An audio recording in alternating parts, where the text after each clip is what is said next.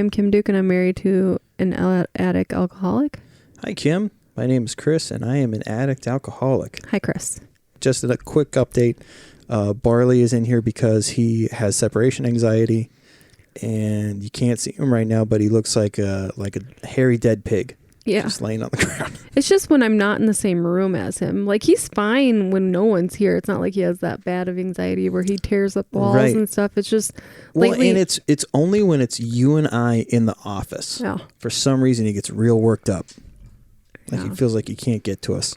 I don't know. He was being weird yesterday. He was in the car for 4 hours because we had an inspector here. Yeah. What was going on? He couldn't jump on the bed? He couldn't jump on the bed. I don't know. Something was bothering his back legs. Then he finally got on the bed and he fell asleep. And when he woke up, he like spread out to move and he cried.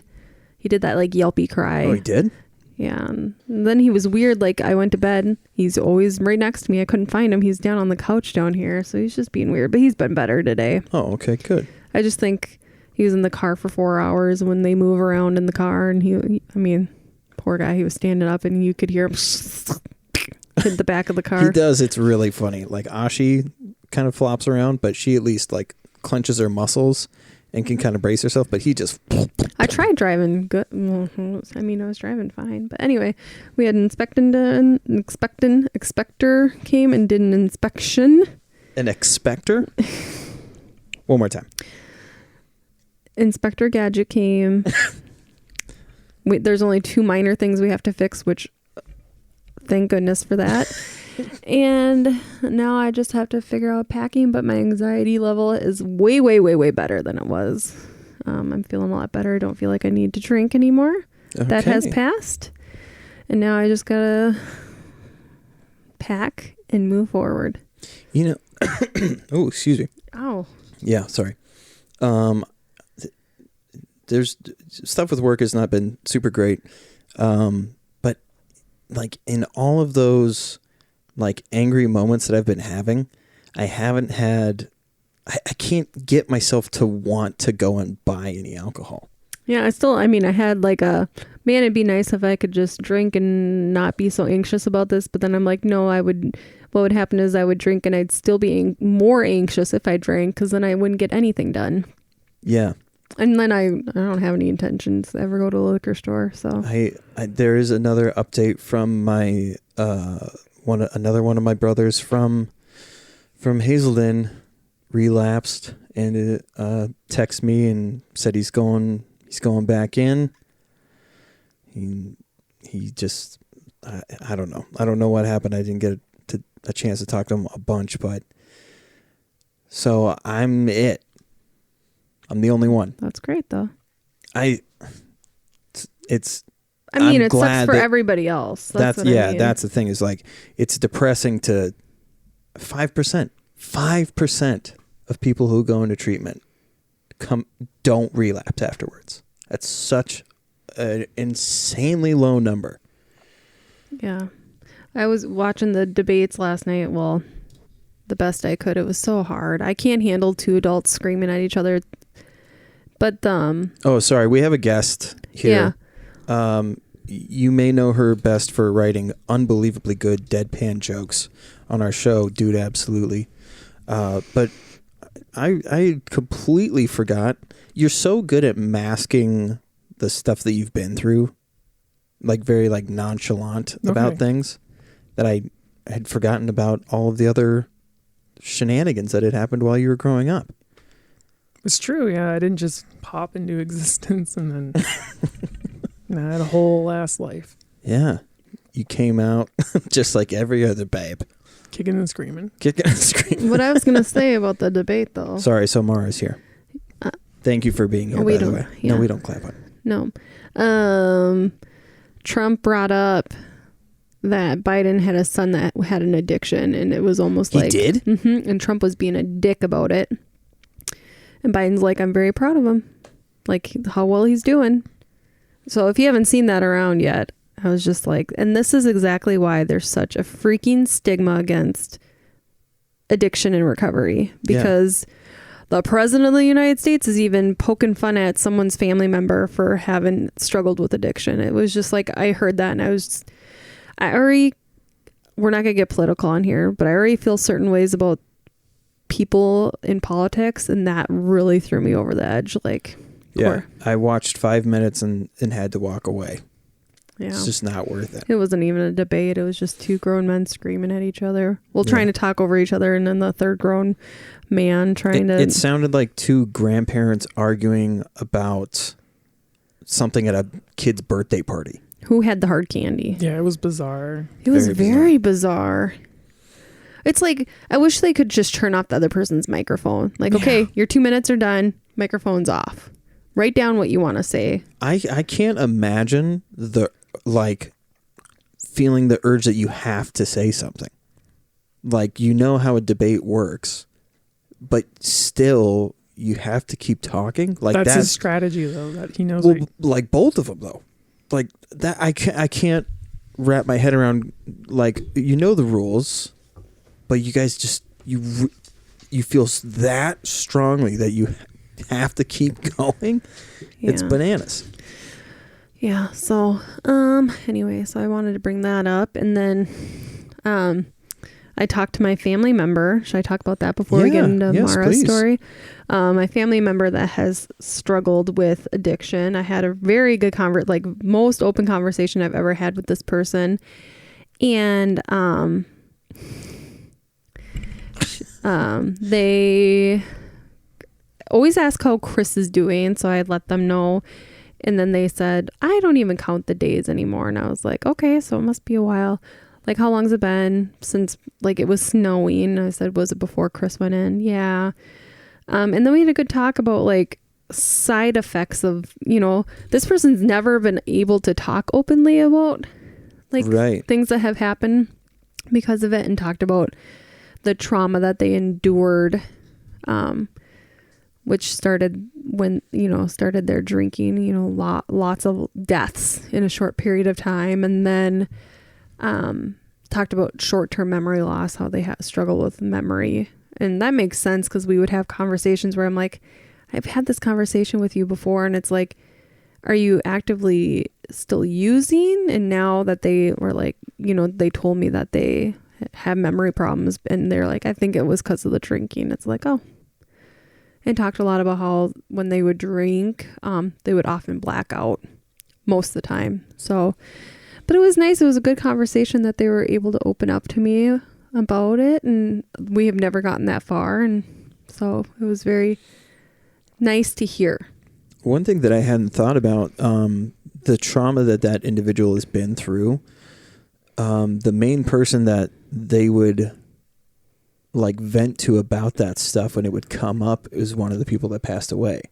So when the main person that you are able to talk about these really awful things is gone, that stuff just festers. Yeah. So like that, it makes more sense. And it goes back to the point of like what we've talked about on here a bunch, is that addiction usually has some type of trauma associated with it. And this person endured so much childhood trauma. Like, we were talking about ACEs before. Like, I could do an ACEs on that person. It would be so high. And then, like, lost a father, a stepfather within like a year of each other, or 2 years, their best friend, and then their dog, all like within 2.5 years. Yeah. And then, and then all your family, you just feel alone. So, but yeah, that's it. That's my update. Well, that's good. Yeah. Do you feel any trepidation in the way that they were talking about it? Not at all, which is crazy. I thought, it was just like, nope, I've been sober. I don't even know how many days. I don't have cravings anymore. And I was just like, wow. And I knew when they were still using, because they would lie to me about stuff and like over talk about like, oh, no, I would never. But it was very matter of a fact. So nice. And I hope that, like, I don't know if they've listened to this or if they gave any indication as to whether they do or not.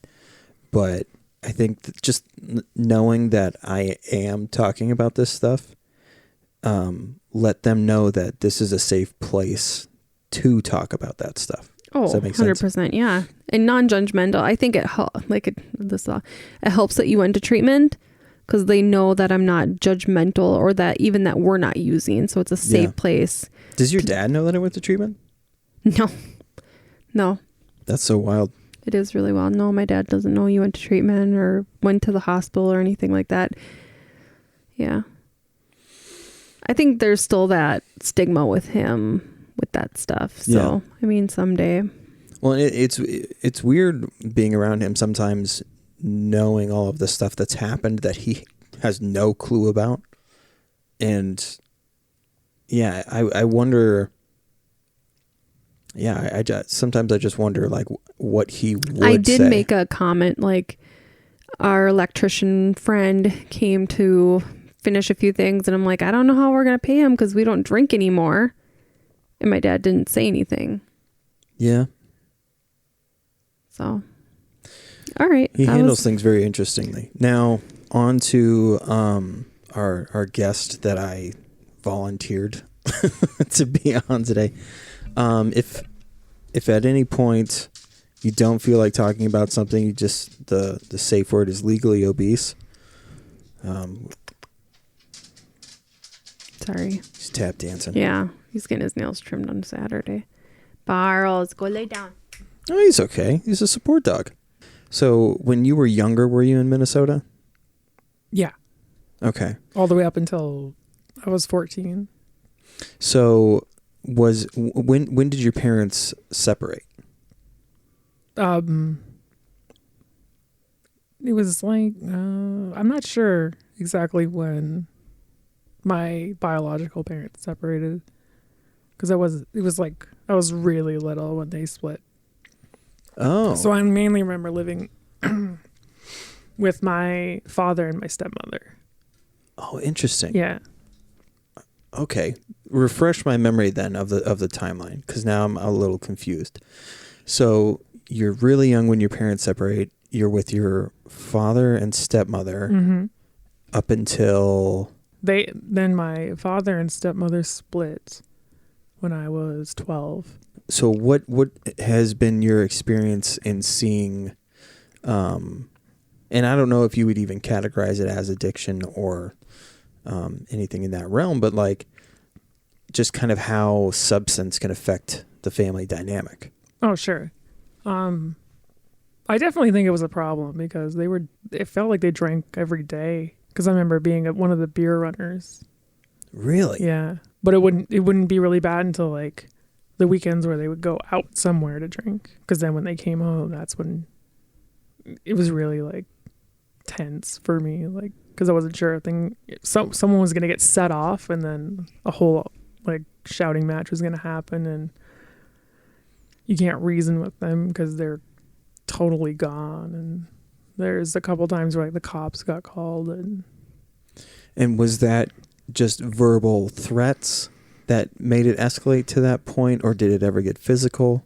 I think most of the time it was verbal, and then sometimes there was physical, and then that would usually cause like there was only a couple times where the cops had to come over, but I know my dad would like leave and go for a walk or whatever and then come back some of the times. Wow. But yeah, there's definitely some physical violence. Was that ever aimed towards you? From my parents? No. They were very much focused on one another. Like I would try to just block it out when they were arguing with each other, but my stepbrother would want to like interject or try to interfere, and like that was never good because they're not reasonable in that. Right. Yeah. So you knew early on that substance, I mean alcohol. I'm assuming they weren't doing meth or anything like that. No meth. But so you learn early on that when too much alcohol is involved, people become unreasonable. Mm-hmm. Did that affect the way that you viewed alcohol? Absolutely. Or it did. Okay. Yep. Huge. Interesting. I didn't want to ever be involved. I never wanted to drink alcohol. And I would just tell people like, no, I'm waiting until 21. I'm just going to wait until I'm 21. But internally, I was thinking like, I don't want to involve myself with that. That makes more sense now too, because we had, when we had you on before, when you were talking about, before you transitioned, that the idea of being drunk, I didn't realize that you had real world examples of people being out of control and saying things that they maybe don't mean. Mm-hmm. And so that being in the back of your head too. Because, so I'd have, that would usually happen on like a Friday night or something. Okay. And like it sadly became like a routine. I knew how it was going to go. Like they were going to leave on, to go get drunk somewhere at some bar. And then just hoping that they don't come home and like set off like some small thing sets one of them off. And they're just going to, I just hope they come home and go to sleep and we're good. But a lot of times they would get set off about who knows what dumb thing. Yeah. Some small thing probably. Yeah. And then it would be horrible. And then you just had to like hope it would stop. And then the next day, like completely different people, just like, and then we have these like heart to hearts, like with my stepmom and they're like asking me for advice and stuff. Like, what are we supposed to do? And like, yeah, it was really tough. Like, it really was like Jekyll and Hyde, like completely different people. That reminds me of, there was, there would be times when I would get, and I remember the feeling of knowing I'm right when I was drunk and feeling so like certain in those points that I would get, because I'm not typically like very argumentative or loud or angry or anything like that. But when I felt that I was right, I would get this idea in my head that like, don't back down from this thing. And one of the worst cases of that was we went to the movies and saw Aladdin. Do you remember that on the way home? Mm-mm. So I don't remember how I even got to this point, but for some reason I was yelling about women's rights and how for women's rights I was. You don't remember that? A little bit. Yeah, just screaming match on the way home and Landon screaming in the back, just stop. Yeah. Well, yeah, and I can't remember why you were yelling at me about it. For some reason, I thought that you were questioning my like feminist stance on something. Oh. But then I don't even remember how I got to there. Yeah. It's not like you got angry all the time, but like I remember I was thinking about this the other day. That one wedding you shot in the cities where your brother was with you, it was like one of his friends, I think. No, the one where we did the pictures where your brother got married. So that couple, and you were in the cities and you were drinking and I had to be your ride and your brother's ride. And you were like so angry in the car that you punched the airbag thing. Do you remember that? No. So we had to go pick up the kids from your parents' house and we were fighting about something. I was just like so mad that you were. Oh, was it that I wanted to stay in the cities? Yeah. Like I wanted to stay in a hotel or something. And it didn't make any sense because I'm like, I'm sober. We need to go home, go get the kids from your parents. And he was just like, we were fighting back and he was just so unreasonable. And I'm like, you need to shut up. I'm like, you need to stop.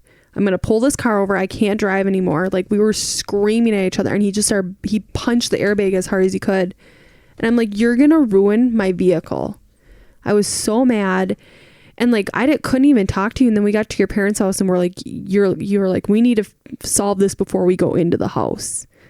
And I can't even remember. You were just so, and I'm like, do you hear yourself? Like you would get to these like angry points where I didn't understand why you were so angry. And then you would manipulate my words, be like, because you said this. And then I would go crazy in my head and be like, did I actually say that? And you did that to me a lot when you were drunk, where you would like, and maybe I did say these things, I don't remember, but they would be when I was sober. So then I'd be like, did I really say that? And like the way you would turn my words and like make my sentences not make sense. And you're like, no, you said this. And then I would be like, okay, maybe I did. Maybe I'm losing my mind. Well, that's gaslighting supreme, right? Yeah.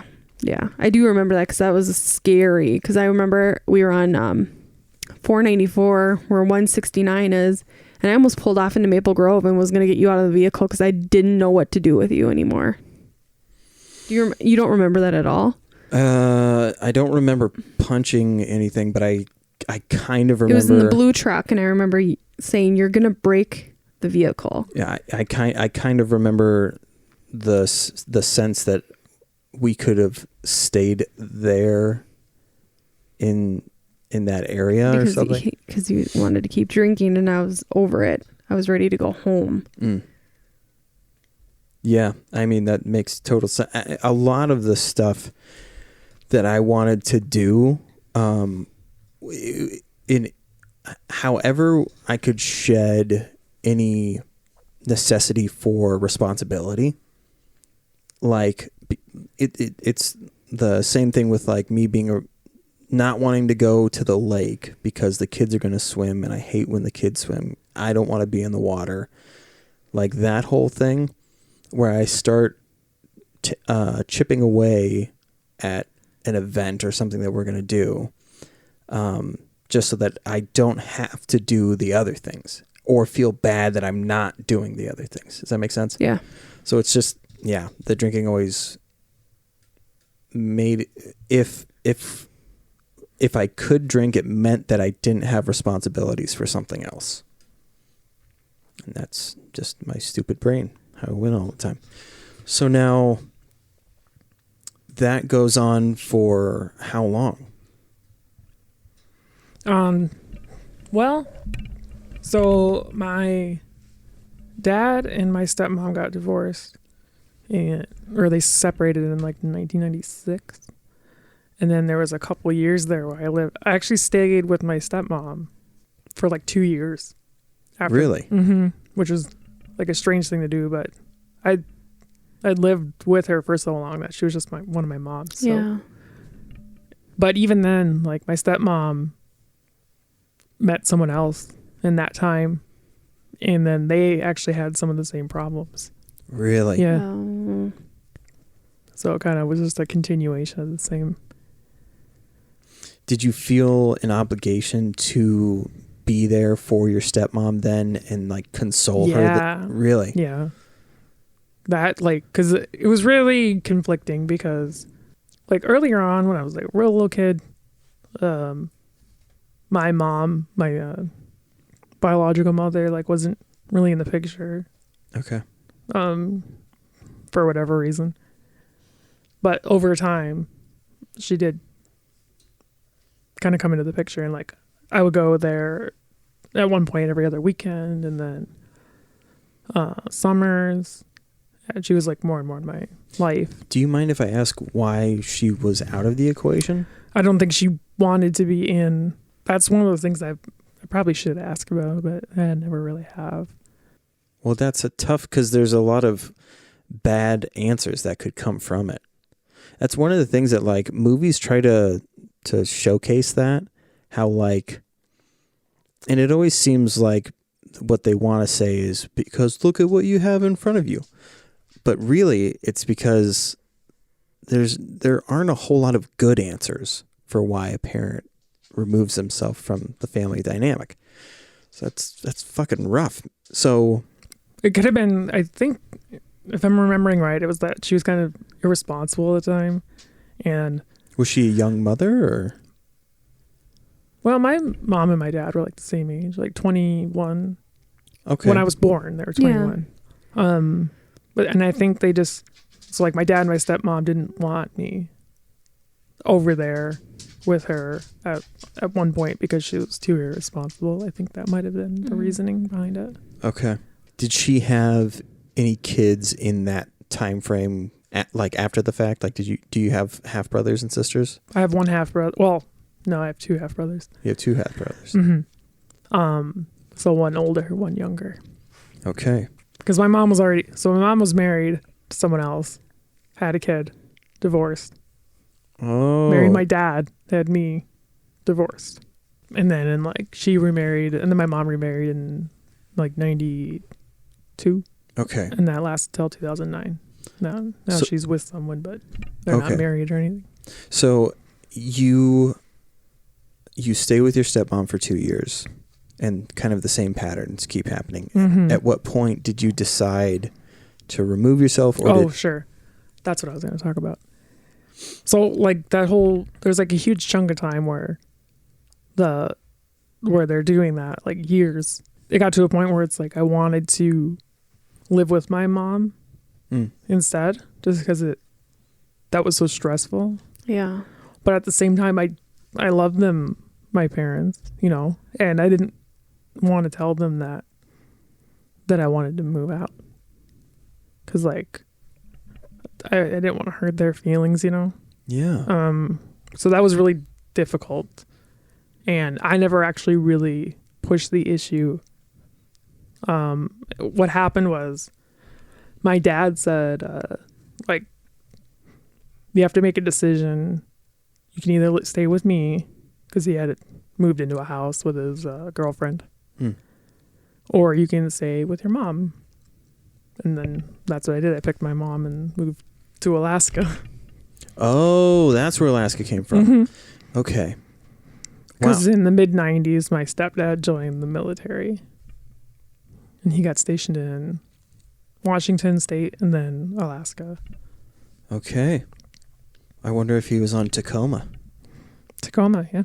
Yeah, that's where I was born. I've smelled it. Washington does have a smell to it. It's the aroma. Okay. So when you were in Alaska, did these issues follow into different family dynamics, or was it pretty specific to your stepmom? And Yeah, it was. it Yep. was. Okay. Mm-hmm.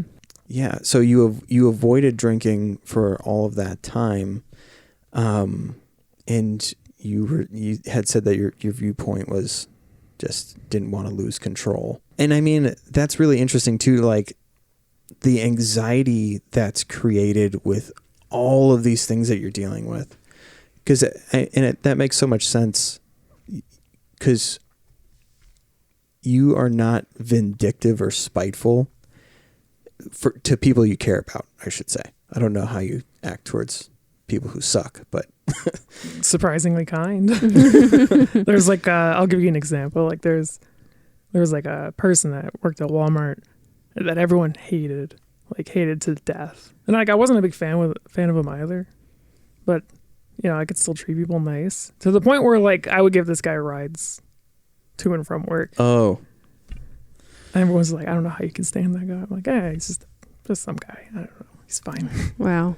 yeah, so I mean, but and is that a defense thing to just not pretend like the bad thing isn't there, but to, if I don't act like it's there, then it won't flare up? Does that make sense?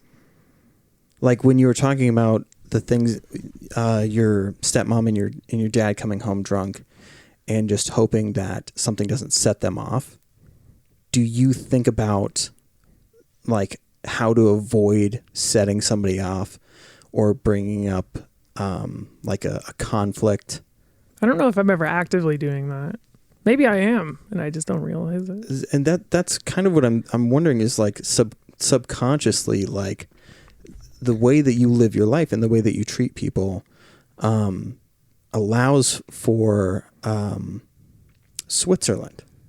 Mm-hmm. For you to be neutral, and so people don't treat you a certain way because there's no conflict about you or confrontation about you, it seems. Yeah, that makes sense. That's very interesting. So the dynamic with the other family member when you were growing up, did they start drinking or using drugs or anything when you guys were growing up? Mm-hmm. Even pretty sure younger too. Oh, really? Yeah. I'm not sure when though. That's like an interesting thing to think about. I'm not sure. I just know that he was pretty wild, I'm pretty sure. I'm just not sure when he started because I know he's gotten like DUIs and stuff too. So the brother that you were with, when those things were going on with your stepmom and your dad, because I forget what the age difference between you guys. a year and a half. So did he end up drinking when all of that was going on? No. Okay. No. That's what I was curious about, is like when you start to mimic things, if substance is introduced to like justify why you're acting that way. Because I had a friend growing up that like they were pretty nice most of the time. They're a little grumpy now and then, but when they drank, that's when like they would kind of perpetuate this. I might have to cut this part out, but like they would perpetuate the fears that they had about their own parent, their own biological parent, onto us, and then excuse the fact that they were acting that way because of the substance, when really there was like this kind of darker thing that was laying dormant, that they just didn't want to deal with or associate with any other thing. It's just interesting. Kim, you didn't really see like substance abuse when you were growing up, right? Like in your own family? When my cousin was a baby, I do remember, being at his house, and my uncle and his wife at the time, they both struggled with multiple addictions. I don't even know what drugs, but I know she was high on something, and we had him, and he was a baby. Me and my mom had him downstairs, and we could hear them screaming and fighting with each other upstairs. And eventually my uncle moved away, and she obviously didn't get any custody of my cousin, and she had another baby after him with some guy, and she doesn't even have custody of that child. And I believe it was crack. Like they were using crack. So that was the first time I really saw it. Alcohol, I guess my mom's step side of the family, when we would go to up north and to weddings stuff, we would see it, but it wasn't like, my grandparents didn't openly drink a lot of beer, like special occasions like graduations, weddings, but like when we would go visit them up north, like they sat around and played cards and drank Coke. But like, yeah, I didn't see a whole lot of it. Because we got it ingrained in our mind from my dad, how bad it is. Oh, okay. Yeah. Oh, that's interesting. I've never thought about that. Yeah. What were the things, man? Because your dad was dealing with that stuff. So when he would deal with because I do remember you a couple times telling me about how like when he would deal with a thing, he would come and tell you guys, do you want to end up like this person that I just dealt with? Yeah. So was a sheriff. And so we'd hear lots of stories and hear all these things. So he would sometimes use those as like scare tactics. Oh, for sure. Yeah. Are you saying like more than I'm aware of? No, just like that. But he made it like, you just don't use drugs or alcohol. It's stupid. Why would you do anything like that? Look at like my mom's side of the family. A lot of her brothers have been in and out of prison and jail for substances. It's like, do you want to end up like them? Do you want to end up like essentially not having anything? It's like, no. Like, I don't want to end up like that. But then I, at the same time, I'm like, was so curious about it because I wasn't around it. So, but yeah, I mean, even you didn't see a whole ton of it with your parents. Well, that's a weird thing. Like with my parents, they just, I don't know, because my uncles were so like, they were such, this sounds stupid, but such characters. And they were so goofy that like when they would say that they're recovered alcoholics and things like that. It was, it wasn't that serious. Like, they didn't talk about the consequences of what those guys went through. Yeah. So they would tell us that substances were bad, but it was under the guise of like, well, if you want to end up in the top tier of heaven, in Mormon heaven, then you just can't do that. And so it wasn't like you're going to burn in hell or anything like that. They were just like, there's the 3 levels. And if you do that stuff, you slip up, you're just not going to end up in the top tier level. Which I know sounds like a joke, but like that's how they view it. Is like, it's like getting a higher grade point average throughout high school. Like, just set you up for success in college, right? Like, you have better college opportunities. And that's kind of what it felt like, was like this higher form of education that you could get, because it's eternity, this type of these amazing things that you're going to learn. I just imagine there's like the Applebee's of heavens that you don't want to go to. Yeah, it's like you could either end up at White Castle, which it's food, it's there. There's Applebee's. And then there's Red Lobster. And then I think Red Lobster is hell for me. So it would be, and then there's Leanne Chin. Yeah, I could live in Leanne Chin. I love that place. But so my stepdad also would do some heavy drinking as well. Okay, that's what I was curious about, was which is common in military families, is like somebody ends up turning to the bottle. Like, I hate to say that stupid cliche phrase, but like there's a lot of stress that comes along with that. And so yeah, and I feel like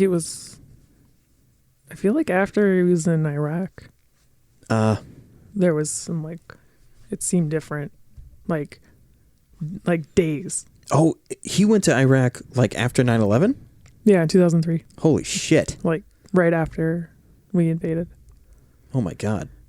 So probably struggle with some PTSD, and to deal with it, you just drink until you don't think anymore. Yeah. And like he would stay up and drink the whole night, to the point where he would like make breakfast. He'd be like, "Oh, I made you breakfast," and he'd be like super wasted.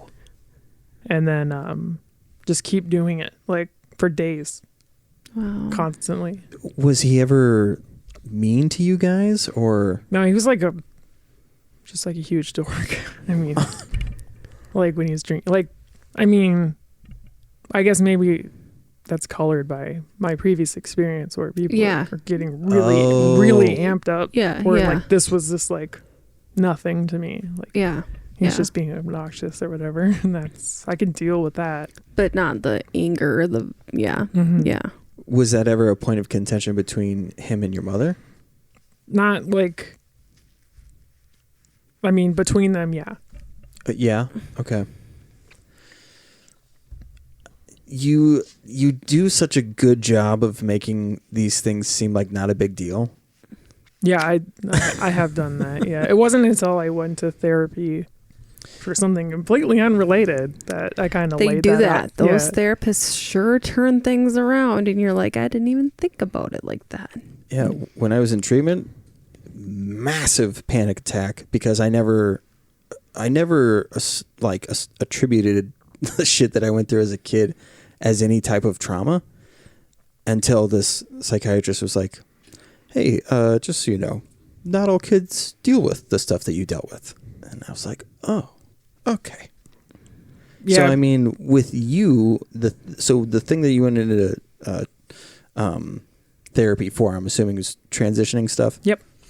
What made them bring any of this other stuff up? Because the first visit was like your family history. Precisely. Yep. Oh. So then they've got all this ammo. They do like a diagnostic assessment where they go deep into like your family history. You want to pull the center of it towards your... Am I not centered here? There you go. There we go. Sorry. Yeah, so they get real. They dig deep. Yeah. Yeah. Yep. And that really was, and that was 2013. That was like the first time I really told anyone. Wow. Because I guess I got kind of convinced myself, like, well, older siblings are always kind of mean, and everyone's got like some sort of issue. Yeah. Oh, and especially in Minnesota, you're like, everyone's got a drunk family member. Everyone sees that kind of drunk stuff, but in reality, it's common, but it's not normal. Mm-hmm. Yeah. It's an interesting thought that, especially like in the Midwest, that stuff is so common that like there's miniature trauma bonding happening like in grade school and in high school growing up. Like there's way too, that's what it really should mean, is that there's far too many examples of this shit happening in families. And that just continues this cycle of using, or it unfortunately creates trauma and just kind of lays dormant. How did you cope with that when they presented it to you in a different light? The therapist? Yeah. Yeah. Oh, he just kind of listened. Oh. I mean, like, how did you deal with it? Like when he or she said that's trauma. I gotta think back. I think that first visit, like, I cried a lot. Really? Yeah. It had been a long time since I did that. So that was interesting. Because, like, I know when I was a kid, I was pretty emotional, but that kind of got locked down at a point. And then, I don't know, over a decade. Wow. I just kind of held it. Yeah.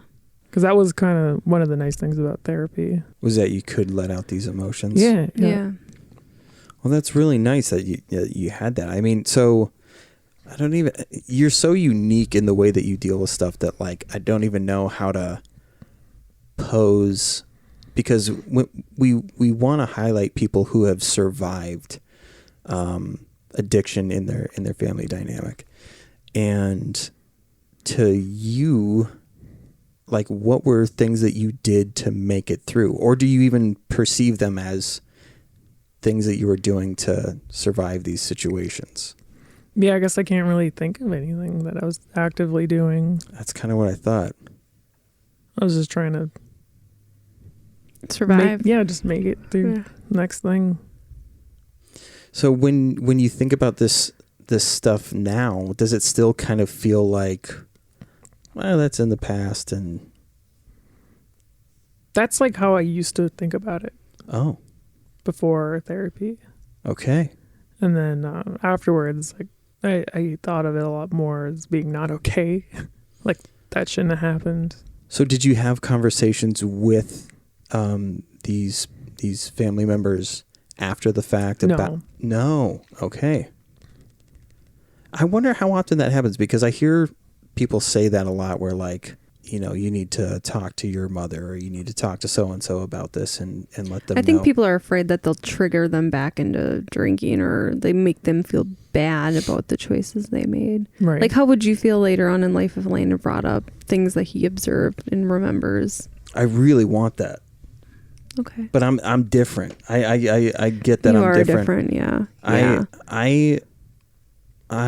am like, I feel like I'm not walking on eggshells, but like waiting for the day that Landon says, because he's going to have those things. He's going to have those things where he's like, I used to scream at my dad to stop arguing with my mom. I used to, you know, hide in my room, or like do these things. I know that they're going to stay in his memory. And I want so bad, which is a codependency issue. Is like, even though I'm the one that caused the pain, I want to be the one that fixes it. And in these traumatic instances, that's not the best thing, right? Yeah. So I really want that, and I really want to have these conversations, but I already took so much from him that it's not my place to try and get him to give me, because it's validation for me. Like, I want to feel better about the fact that I did this shit. Yeah. Do those family members, do you know that if they still drink to that excess, behave in such manners? No, not anymore. No. Okay. Well, maybe one of them, but I don't have any contact with my stepdad anymore. Okay.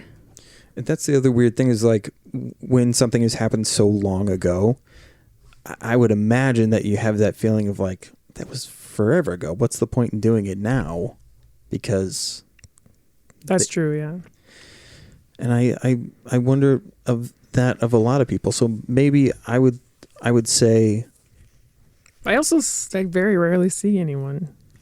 So it's never like right. It's so like, that and it doesn't just fall into conversation like, hey, remember when I was growing up and these things happened? Yeah, like it doesn't usually just like hanging out for a few hours on Christmas or something. Yeah. Well, and I would imagine that people think that way a lot too.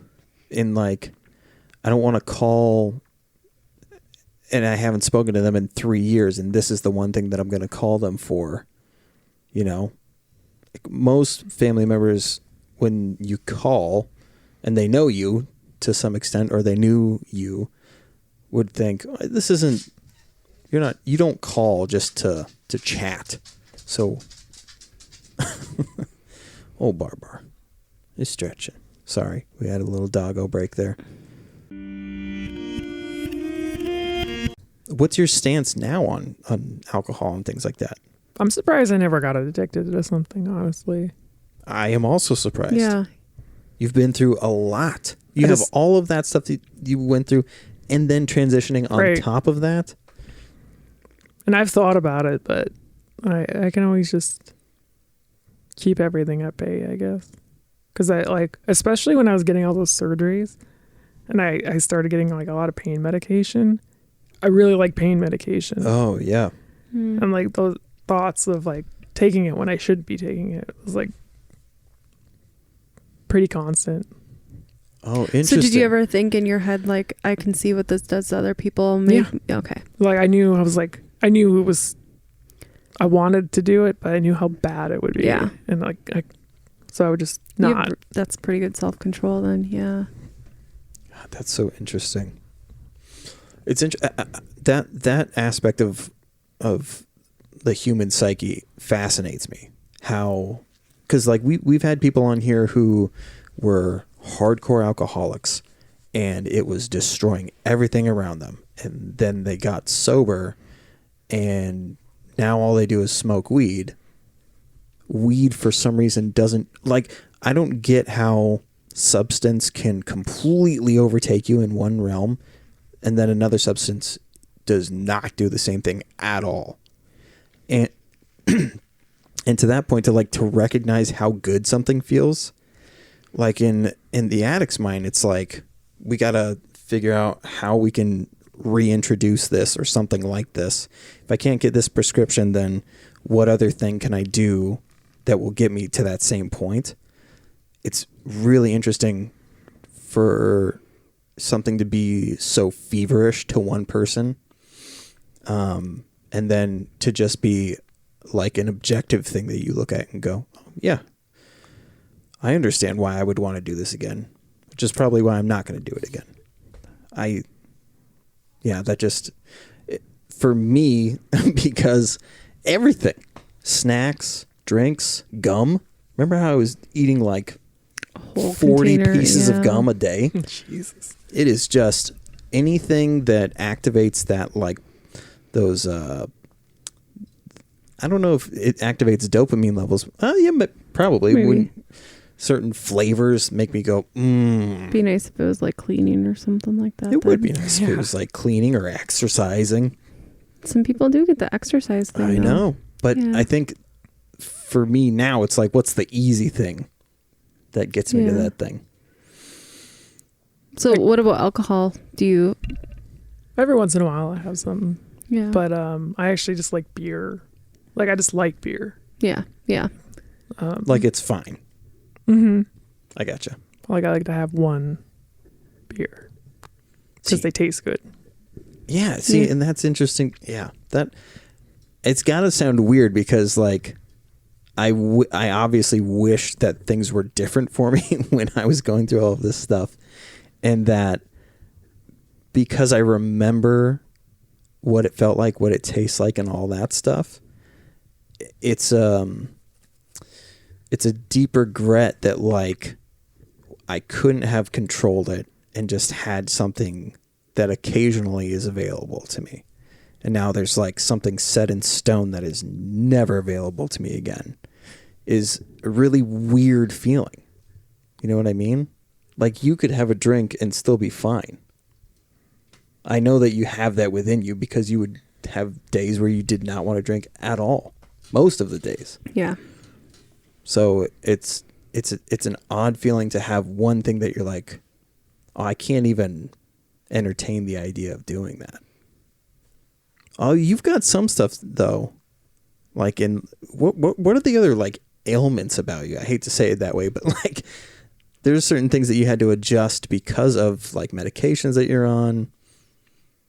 Things like that, correct? Like my blood thinners? Yeah. Well, I mean, I'm trying to think of the other stuff that like what are some things that you can't do because it could have bad physical repercussions? Or like negative health effects? Yes, there we go. A lot of it's like diet related, I guess. But that's just for my blood thinners. Oh, okay. You can't get too hammered because alcohol thins your blood, and yeah. Like if I were to hit my head really hard, it'd be pretty dangerous. How about this? Are there medications that if you stopped taking them would have very negative effects? Yeah, if I stopped taking warfarin, I'd probably You'd clot up. Yeah, you get a pulmonary embolism again. So that's similar in that there is a thing in your life that you can't, on the opposite end, like where I can't introduce a thing, you can't remove a thing. Or does any of that even? You're such a chill person that like I'm trying to find like, is it like things that you can or cannot have that you feel like you're missing out on? I think the closest I come is like video games. Oh, really? Yeah, I think that's like the biggest problem I've ever had. I guess you could say I was addicted to it. I don't know. Because I know I would play something for like 9 hours straight, and I'll get like way too emotionally invested. Okay. So I stopped playing like Overwatch. That's a game I used to play a lot, like 2,000 hours. Wow. And I broke like 4 keyboards playing that game. Whoa. Yeah. Wow. And then Street Fighter, I probably broke like 3 arcade sticks. That is wild. Mm-hmm. That's absolutely applicable then. Yeah. And I noticed it wasn't like a every time thing. It absolutely had to do with how I was feeling outside of that. Interesting. So if I was like particularly irritated in my day-to-day, I was going to take it out on a keyboard. Wow. If I was fine, like I would just laugh it off. Like, ha, I suck at this game. Like it'd be fine. But if I was having a bad time, like I hate everything and this keyboard needs to bite the dust. Wow. I could never imagine you being that way. Yeah, a lot of people can't. Pretty upsetting. Oh, that's very interesting. Huh. I feel like I need to take a class on Mara. I need Mara 101 to dissect. Have you ever diagnosed me? Me? Yeah. I know you say you diagnose people. I know you're hard to read. Yes. I want to tell you something. A few months ago, I got diagnosed by YouTube. What did YouTube diagnose you with? I'm kind of kidding, but all of a sudden it was like recommending me all these videos that are like, here's how you might know if you're autistic. And then I ended up watching a lot of them and identifying with these people quite a bit. In what way? Whatever the stuff. Like you're someplace on the spectrum. Yeah. Yeah. Exactly. Yeah. But what about those things? Like what did you relate to? But it was a lot of like social interactions. Yeah, I was gonna say, yeah. And like eye contact and stuff. Like this is very hard for me to do. That's why I'm steering over here a lot. Oh, that's interesting. Or I'm like, Yeah, I do that a lot. Like, yeah. when I'm describing things, I can't look at people. I have to look in other. areas. No, but with people who are on the spectrum, it's like it's the uncomfortable. They just don't make eye contact a lot. But that's what's another enigma about you is I get that, but you also are capable of sitting in silence, like in the dead space. I've noticed doesn't seem to faze you. Yeah. Like you're able to chill. I feel like I have to keep finding things for us to talk about, Mm-hmm. but you're able to just sit there and be content. Yeah, I can just exist in a space. That's very interesting. So that dynamic is really interesting to me. Mm-hmm. Any like sensory issues where things, certain textures, feelings. No. No. Any aversion to the word moist? Favorite word. Love I think that. creamy is grosser than. Ooh. Oh my God. I hate to sidetrack, but Gosh, Bobby Lee's brother creamy is just such a gross word. like is trying to kick a porn addiction. And somebody was like, well, why do you think you have an addiction? And he's like, well, have you ever masturbated to grandma's smoking crack and getting cream pied? And everyone's like, what the fuck? Okay, I'm done with this. Gross. But so he's an addict. Like, so he has to keep, it can't be one thing. It just goes, boom, boom, boom, boom, boom, boom, boom, boom. So that's what he was describing. Like, that's how I know it's an addiction, because I can't just be content with the normal stuff. I have to keep, how can I make it more extreme and more taboo? And that's a common thing among addicts too, is like, how can we make it seem like we're getting away with something more? Mm. But the word cream pie, No, it's the I've word. realized was like, I hate that word so much. It's so gross to me. Blech. So do you get hyper fixated then on video games? Yeah. Yeah. Yeah, like Tetris is huge. Yeah. Oh yeah, you were talking about how your movements per second or whatever. Pieces per second. Pieces per second. That, man, did your love of video games have anything to do with growing up like you were escaping a situation by playing video games? I think so, yeah. Yeah. That makes sense. Okay, so there's a little bit more of you that I understand a little better now. You're very good at, that, like, whatever's going on over there, whatever. I have this here. And then there's like masking. I try to do that. You wear a Right, lot that's of- something I do, I mean. Mm-hmm. Yeah, I don't know. What is masking? Like trying to like hide traits.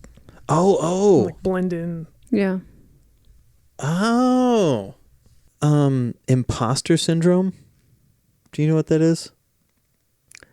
Apparently being an imposter. Well, I didn't know if you'd like heard of that medically in your field, No. but I've been oddly hearing it more and more in Comedy podcasts. Is that what you were going to say? just podcasts in general. Oh. But and in conversation, like people have been randomly bringing up imposter syndrome in like mental health stuff, because I still don't really understand it. But like Rachel brought up how when she found out that she was bi, that in the bi community, imposter syndrome is super common. Whereas like how she was saying, like some days she was super manly or some days she was very girly. Like it was a lot of seeing a thing and like letting that thing take you over. Mm. For me, when I listen to certain podcasts or certain comedy specials, I like very overtly, is that the right word? Mm-hmm. Very obviously showcase these accents or these mannerisms and things. And when you listen back on podcasts, like there's so many times when I clearly am acting like Chris D'Elia or I'm acting like Sebastian Maniscalco. Like all of these, even today, like that History Hyenas podcast that I listened to, the like super like squirrel, like very squirrely and very New York. There's a lot of that. I'm wanting to understand my own mental health stuff, and that's why you guys hear me kind of like going around in circles, is I'm trying to understand myself. I want to know why I do certain things and how that affects the people around me. That's why it seems like I don't want to let something go, is because I really want to understand why. I'm just a very inquisitive individual because I feel like that stuff will help our family dynamic. I just like living in the dark. I don't want to know any answers. Yeah. You're a very black and white individual. No, I'm not. I'm 100% gray. Well, I work in mental health. I was going to say, gray. in your profession, for sure, because you have to be. But in your own life, it's a lot easier to live in the black and white. Because gray makes me so anxious that I can't function. Yeah. Yes. Why try to understand thing more when thing fine now? Yes? Yeah. Yeah. I can see you're getting irritated and bored. No, I'm just like tired. Oh, okay. Well, I love you very much. I appreciate you putting up with all of these going arounds in circles and projecting. It's just when you go around in circles, I'm like, wait, how did that happen? What was the first word he said? Can we go back to that so I can try and figure out where he is? And then I feel like I've spaced out and I forget what we're talking about. How do you diagnose me? You don't want to know. I do want to know. Because you have a lot of answers. You're on the front line. Why do I do these things? What do you mean? Trying to figure out yourself? You know exactly what I mean. Why can't I just be content with... Oh, here, let me bring it back and go basics. If you were to, based on how you hear me interact with people, the attachments that I have to people, and the big ideas and all of that stuff, if you were to have to diagnose me or give a good guess as to what you think I got going on mentally. Yeah, it's the cluster B traits. Those cluster B personality traits. Not like you have a personality disorder, but you have some traits of it. Like the grandiose thinking, you do not do well with abandonment. Like friendships, you don't do well with abandonment. And that's one of the other things. Oh, that's a cluster B trait? Mm-hmm. Yeah. Interesting. Yeah. But particularly borderlines don't do well with abandonment. And they have vulturous, I can never say that word, relationships where it's like their relationships are constantly tumultuous? Yeah, that's the word. Relationships that are up and down all the time. And they have a hard time keeping relationships, but then they have a harder time with abandonment. And then there's other personality traits in the cluster B, like the grandiose thinking, and if I do this, then this great thing will happen. It's that constant needing to get to that level, but never being satisfied. So that's why I think like you have that diagnosis, that there's some traits there because you don't fit in. You're not a borderline. You're not antisocial. You're not this and this and this. You just have some traits from different areas that are very prominent. I have so many traits of so many things. The only reason I haven't looked into... And this almost complex of wanting to fix people. Yes. Yep. And like you do it a lot on this podcast where you're like, I'm going to figure you out because I feel like I can try and fix fix how you think about yourself. So I think that's why you are constantly trying to dig into people, like, but at the same time, while you're digging, you're trying to figure yourself out. So you do all this back and forth, or you're like, okay, if I can figure out this person, then maybe I can try and figure out myself too. Because you have a lot of traits with people that come on the show that you share with, and you're like, okay, how did they manage? What are they going on? How can I apply that to my life and figure that out? That's very interesting. Yeah, I would assume you've seen me all over the fucking place with being on And ADD. Yeah, and ADD for sure. If I had to diagnose your primary diagnosis, it would definitely be ADD. Did I haven't asked you this, but like when we did work at Walmart together, did I seem toxic? No. Because I'm never quite sure how people perceived me because I was all over the fucking place. There was a time when not toxic. Oops, sorry. But another one of the cluster B traits, and I'm not trying to be mean when I bring this up, but it's you require a lot of attention. And in the beginning of our relationship, even the beginning of our marriage, you would try and get the attention from other females inappropriately. And it was like this, I need all this female attention constantly. And you had that when you were younger too, as a teenage boy. And it just like, you couldn't get rid of that. It was this attention thing, not necessarily that you wanted to reciprocate it, but you felt like you needed to have it. Yeah. See, and that's why I said toxic, is because that can ruin relationships really easily. And when you're watching somebody act that way, and then like you were saying, like acting like I want this attention and then not doing anything about it, or being reckless and not thinking about the consequences of seeking that attention. But I don't think other people knew that was going on. You didn't make it very known. Or maybe people didn't notice. I don't know. Because there was one time I left Walmart because you said you weren't going to marry me. There was I can't remember if I was talking to a girl or what was happening. But it was like a month or two before we were supposed to get married, because I had the broken toe still.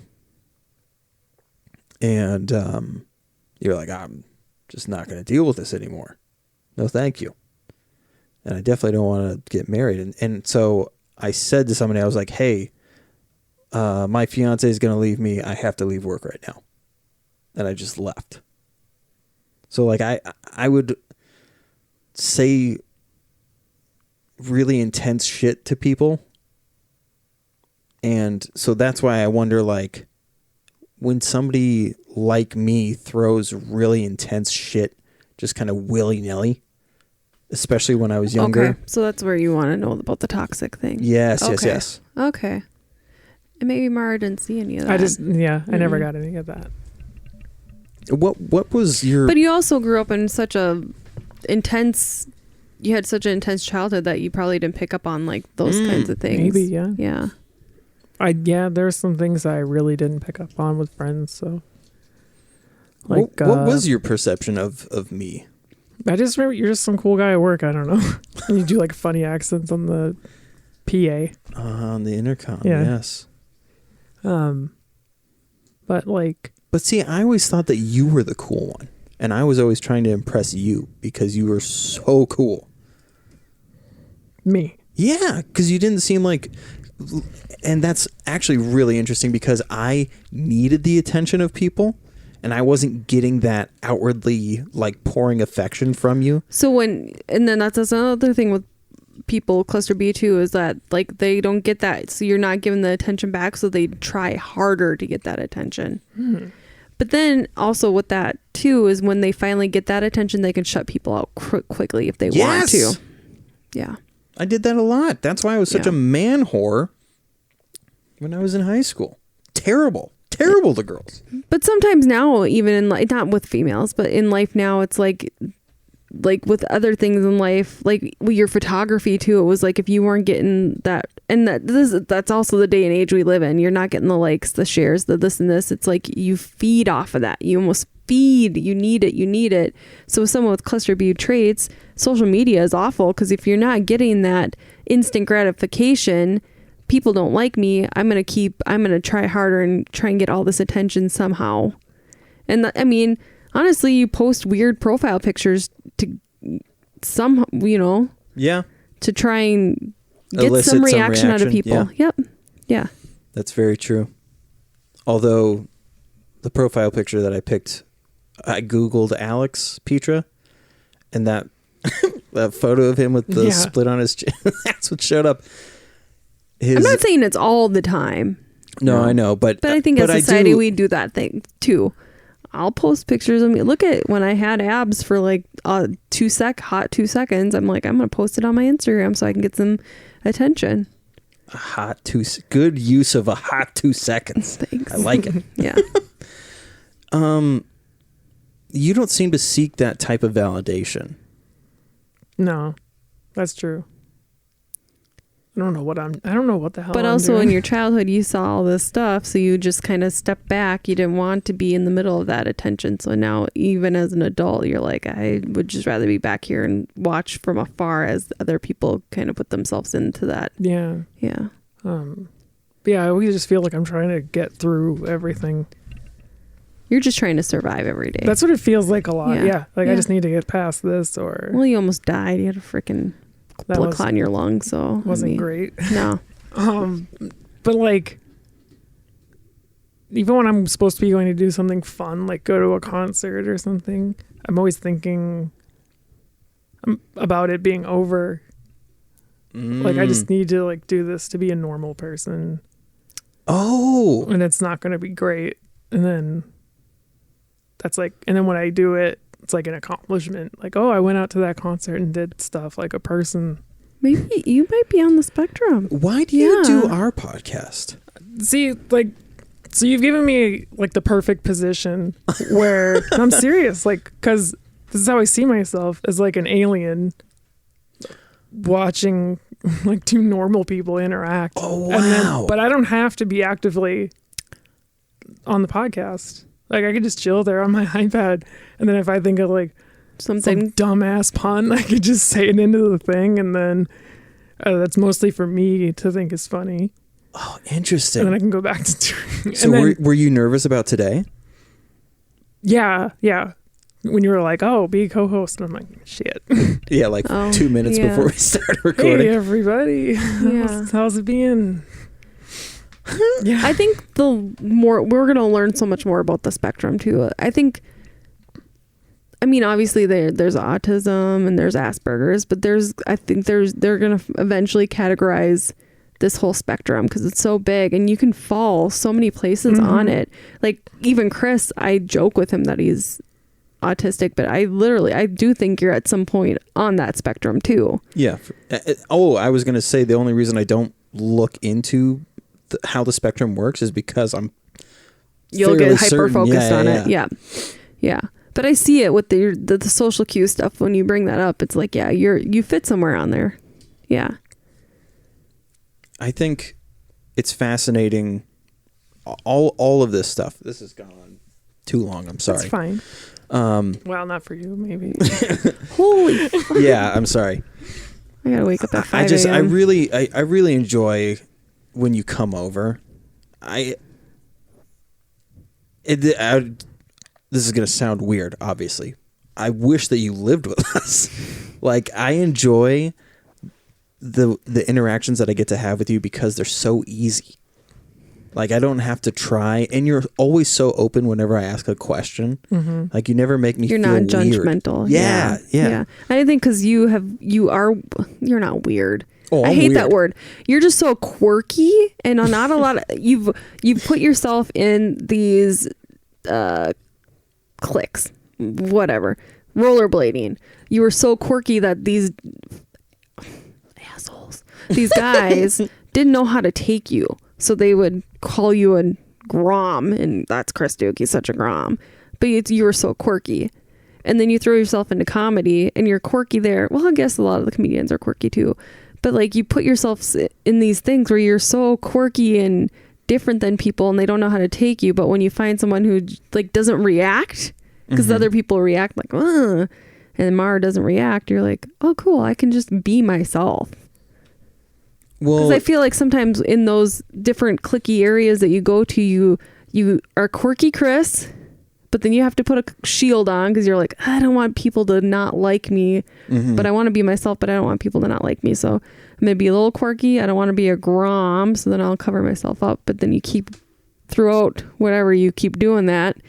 And then you finally feel comfortable in your own environment where you're like, I can be quirky and weird and all that. And we can just bounce ideas off of each other. And you're not going to say anything and you don't react. Well, and I want people to connect with me the way that I'm willing to connect with them. Like, I want that to be reciprocated. And I feel like if I just keep doing X, Y, Z, that eventually I'll break their walls down. And then we can be in this mutual space where they accept and understand why I'm doing all this weird shit. And I think too, it's not a lot of giving and taking. There's a lot of 50-50, because I feel like a lot of friendships or places you've put yourself in, you've done a lot for other people and they don't always reciprocate it back. And so you exhaust yourself, where this is like a equal ground. You are the epitome of water off a duck's back. Like when I, do you know what that phrase is? No. I thought you made it up. You've never heard that? Water off the duck's back? Oh, does it just like roll off? Yeah, Okay. exactly. It just, water doesn't stay, whatever. They have the oil and yada, yada. Anatomy. But so it just rolls off of you. And yeah, you just never make me feel weird about the shit that I'm saying. And you always seem like, not that you're validating me, but you almost like the way the teacher's like, oh, interesting question. Let's see where this goes. And you kind of just allow me to go in that realm. So, I mean, I appreciate the bejesus out of you. You're hilarious. And I'm glad that we got to dive into this other aspect of you that I hope people can learn from. Because the trauma isn't always, we have a lot of people on here who, when they talk about their trauma, there's a lot of, it's really heavy. And the trauma that people don't recognize that does happen a lot is the kind of quiet trauma. The things that you went through and you kind of go, yeah, we made it through. It's fine. Everything's fine. And there's a lot of people that live in that space that don't want to be public about their things. So I appreciate that you came on here, and I know there's some awkward spots. I'm pretty awkward. I'm an awkward, spotty guy. But yeah, okay. Well, what do you think, Kim Duke? I think that I need to go to bed. Okay. I got to work in the morning. Alrighty. Do you want to do it at the same time, or you want to take us out? Let's just try and do it together. Excuse me. And with that, Sherma, we will pass out. Now, one more time. And one more time. And with that, we will pass. Thank you.